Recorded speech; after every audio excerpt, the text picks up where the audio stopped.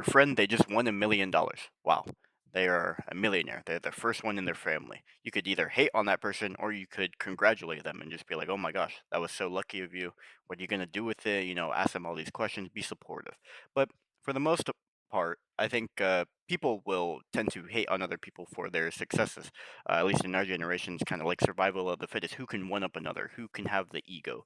And I think a lot of this has to do with greed and social media being a particular proponent in Gen Z about our status in society and how other people view us, right? So let's talk about, I guess, supporting another person's success will never ruin yours. So let's go over here.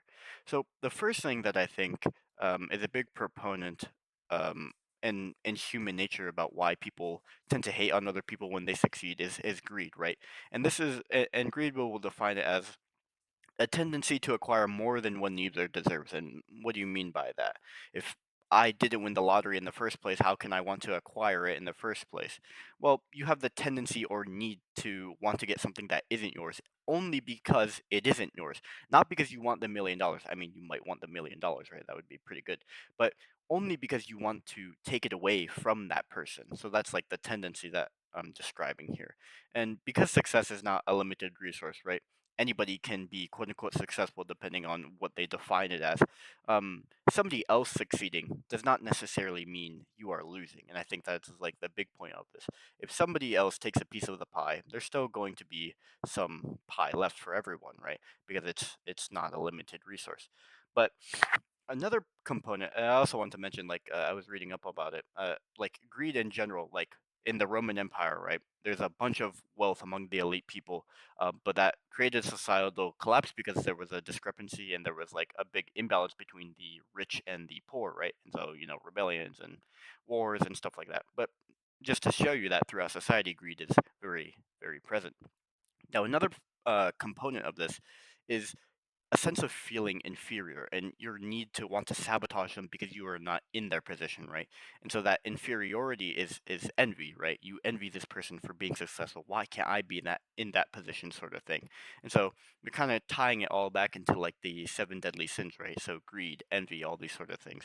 I put the pot of greed card from Yu-Gi-Oh here. Um, and so why envy in this sort of case? It's more so why can't I be in that sort of position, right? What can I do to be in that position is the mindset that you want to have, not how can I sabotage this person so that they are at a lower standing than myself or an equal footing, right? So that's kind of scarcity thinking, right? There's only so many number of people in this world that do exactly what you want to do or want to be in their position, right? That people you look up to, role models. Like if you want to be an astronaut when you're a kid, it's probably Neil Armstrong, right? And so all these sorts of different things. It's really just scarcity thinking, and so. At the end of the day, you are in hating these sort of people and trying to bring them down. You're just wasting your energy on potential areas that you want to improve, that you could improve yourself in, or be inspired by this person to do greater things, to do the things that they are achieving, or to be just like them, like role models, right? So I kind of wrote down five general ideas that I have about hating success or hating other people's success, bringing people down, and stuff like that. That I've kind of lived through, and kind of what I've noticed is kind of this first one is kind of the main point is that success is not pie, right? If I go over here and I take this sort of void area right here and I take it out, there's still a lot of success for all the people, all the Steves, all the Alexes to eat. I guess this is a cake, right? So anybody, everyone else can essentially get some sort of success, regardless of whether you take it or not. Excluding the, I guess, like the niche case where if it is the last piece of cake, but we said earlier, right, it is not a limited resource. Anybody can sort of have that, right? And so, yeah, somebody else getting a slice doesn't mean yours walks up and gets away from the pan. The second point that I already said basically was jealousy wastes energy. Instead of hating on other people that are in the position that you want to be in or that you want to drag down because they are in that position, spend it on something or spend your time on improving yourself or trying to get into that position, not hating the person. The third thing is that the support that you give to other people builds character, and the support will go noticed by those people. Say, for example, let's take streamers, let's take online streamers as an example. Many of them were hated by their parents or kicked out by their parents from their homes. I'm talking about like Jinxie, iShowSpeed, etc. Because they had a dream that, and they continuously pursued it, but their parents did not believe in them, and they kind of, I wouldn't say they envy them for the things that we're doing because they were not in a good position, but they did not support them in any sort of way. Meanwhile, there are, the original viewers, let's say, were extremely supportive of these people, the first 1 or 10 viewers, that really drives a person to continue every single day. When streamers, they have only 1 to 10 people viewing them every single day, and that number doesn't increase for a while, it's easy to get demotivated or not want to try. But those people continuously come back and support them, and so they remember. And so that support kind of builds your character over time about who the people that you trust are. And the fourth point here is that secure people celebrate one another. An insecure person will always hate on you. If you believe in yourself, someone else won't basically scare you, right? If you believe that you can do this thing and another person, they're racing you, or you think they're racing you and you think that's important, it won't matter what they do if you're focusing on yourself. It doesn't matter what the other person next to you does. It doesn't matter what the person to your left says about you, as long as you're doing what you want to do.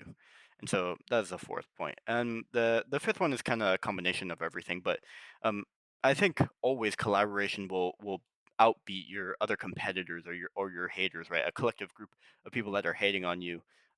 If it's not their win, they should be inspired, right? And so you collaborating with other people that support one another will always be the people that will typically hate and form these sort of hate group and hate circles, because at the end of the day, and you'll see this a lot on social media and Instagram in particular. There will be and somebody made a video on this. You will see a person, 5 years before a person will really go viral. I think there's this guy named June. I think it's like June Oy or something like that. In any case, he did not really hit. He hit 1 million subscribers or followers or something in a 5 year span or something, which is whatever progression that is. In any case, there was a person that said, "Hey, your videos suck. I hate all of this. Stop making videos, all this negative stuff." And then 5 years later, he hits that milestone and he comments again, saying that, um, either being positive or negative, I can't remember. Either way, the moral of the story is the same, is that this person they continuously hate, but now they're positive once this person is in a really good position. Or let's say that they're still negative throughout this time. You being negative throughout this time literally just shows that you haven't improved one bit, and because you put all of your energy into really being negative, and not changing your situation or improving in any sort of way, that um, you know that is the genuine outcome. By continuously hating, you will not improve, and you will continue to hate, and it's this big cycle. So that's what I wanted to talk about today. It's kind of like the seven deadly sins, more so greed and envy, how they play into this sort of continuous hate of people that we see online on social media, and in general in life, right? We have like these big figures that are in technology or healthcare. Big companies tend to be the target of a lot of them, but we really cannot hate on people that are extremely successful for the work that they put in to get into their position. Obviously, with royalties and stuff being the exception, right? So yeah, that's just something to think about. Food for thought. See you guys tomorrow.